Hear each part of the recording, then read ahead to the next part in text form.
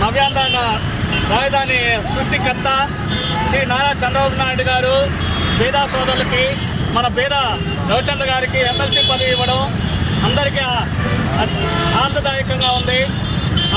బలహీన వర్గాలకి పదవులు కట్టుబెట్టినటువంటి పార్టీ తెలుగుదేశం పార్టీ. దానికి ముఖ్యంగా ఈరోజు నిదర్శనం ఒక బీసీ నాయకుడిగా, జాతీయ పార్టీ ప్రధాన కార్యదర్శిగా మేధా రవిచంద్ర గారికి రెండోసారి ఎమ్మెల్సీ పదవి కట్టబెట్టడానికి దీనికి ఒక నిదర్శనం. అందులో భాగంగా ఈరోజు మా ఎమ్మెల్యే గారి సూచనల మేరకు కేక్ కట్ చేయడం జరిగింది. దానికి మేము మద్దతు తెలుపుతున్నాం. మరెన్నో పదవులు మా ఎమ్మెల్యే గారికి, అలాగే రవిచంద్ర గారికి, అలాగే మస్తాన్ రావు గారికి కూడా రావాలని చెప్పి ఆశిస్తూ కోరుకుంటున్నాం. చాలా ఆనందంగా ఉన్నారు. అందరూ యాదవ్ సోదరులందరూ చాలా ఆనందంగా ఉన్నారు.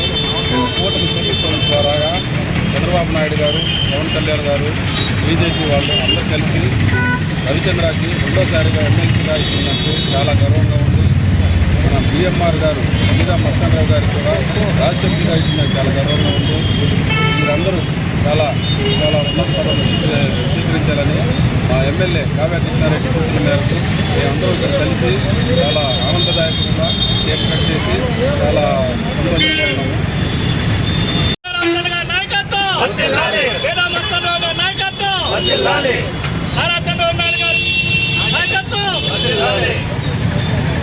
నారా లోకేష్ గారి నాయకత్వం.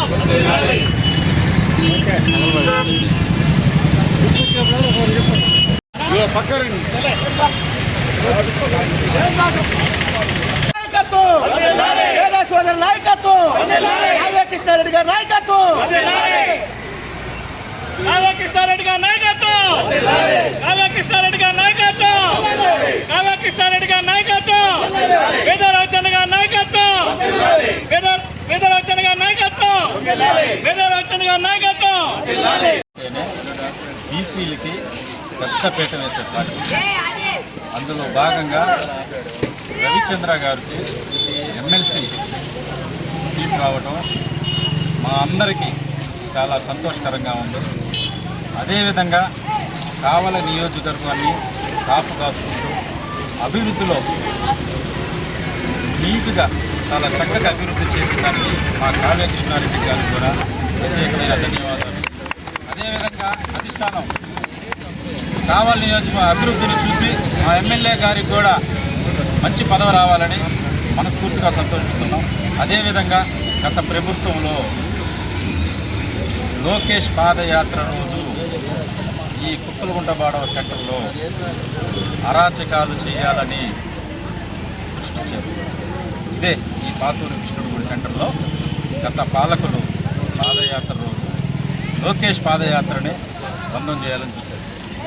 ఆ రోజుల్లో మేధా రవిచంద్ర గారు అతనికి కాలు బాగలేకపోయినా విన్నంటుండి ఆ పాదయాత్ర సక్సెస్ చేయటంలో చాలా చాలా కృషి ఉంది. ఆ కృషి ఈ నెల్లూరు జిల్లా మీద బీఆర్సీ గారు చాలా కష్టపడ్డారు.